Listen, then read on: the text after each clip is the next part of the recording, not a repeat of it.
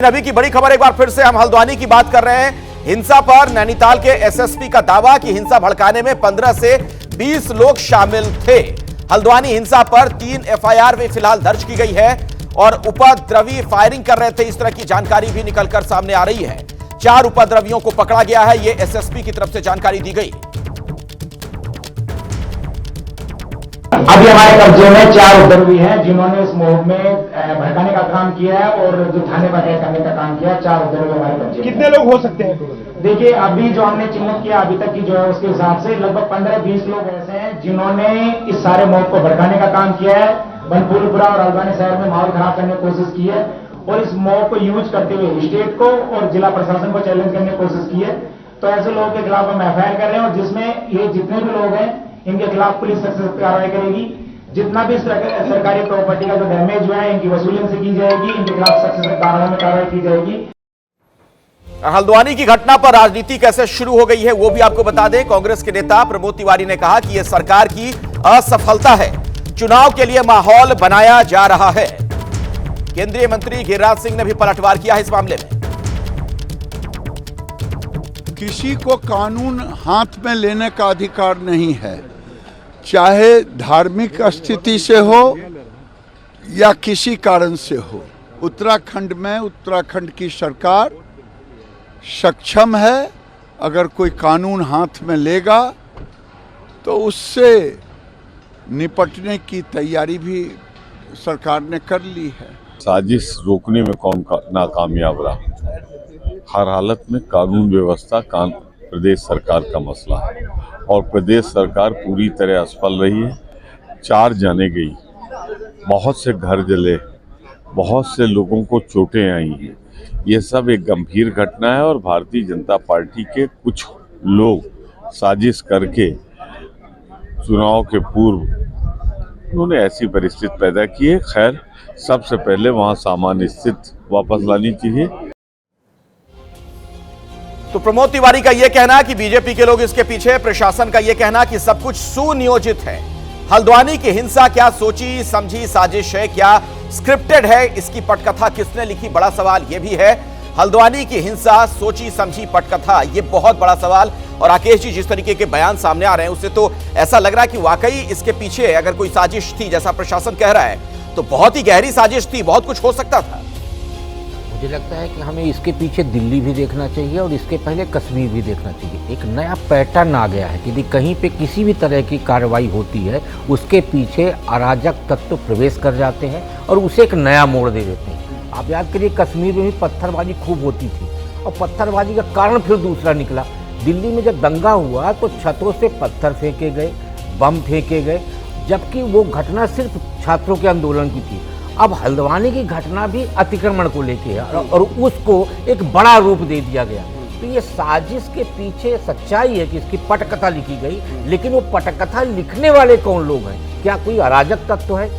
इसको राजनीति में ले जाने की बजाय मुझे लगता है जमीनी स्तर पर यह पता लगाने की आवश्यकता है कि वहां का माहौल खराब करने का प्रयास कौन कर रहा है। रामकृपाल जी, ये सब कुछ अदालत के आदेश पर हो रहा था, यह भी महत्वपूर्ण बात है। देखिए, बिल्कुल सही है राकेश जी ने जो कहा, मैं इस बात को मानता हूँ कि ये कोई पहली घटना नहीं है।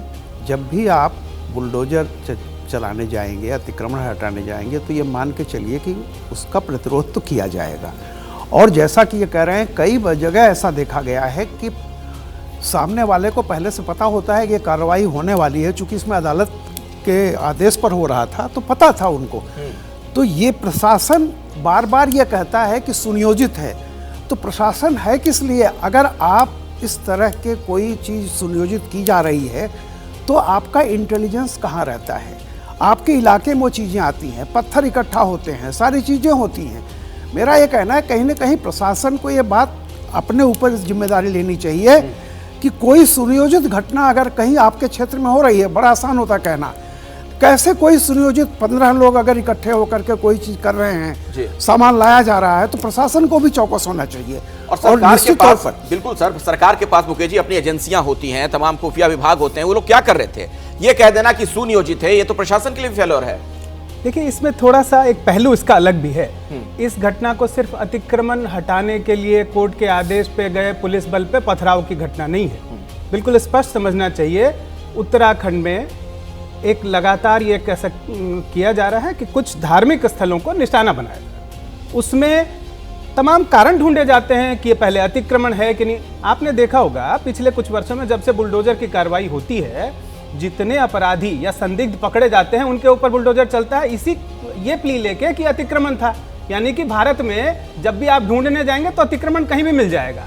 अब ये खास धर्म विशेष की जो पूजा स्थल थे उस पे अतिक्रमण हटाने की कार्रवाई है, और उसमें ये कहना कि साजिश है वो बहुत संवेदनशील मामला होता है।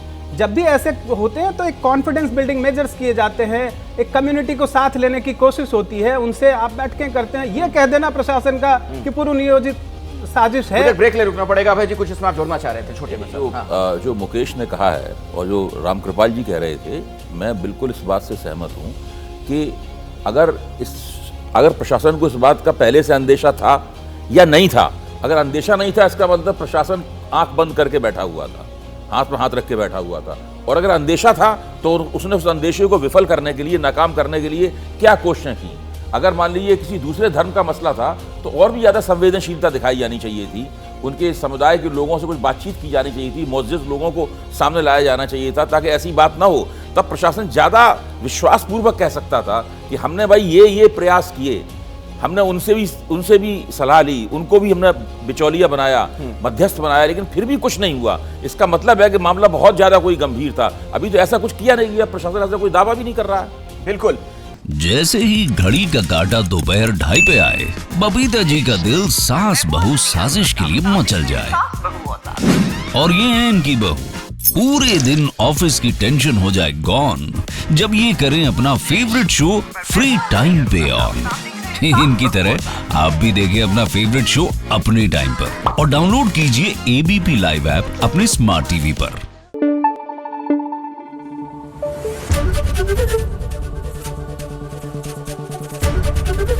एबीपी न्यूज आपको रखे आगे।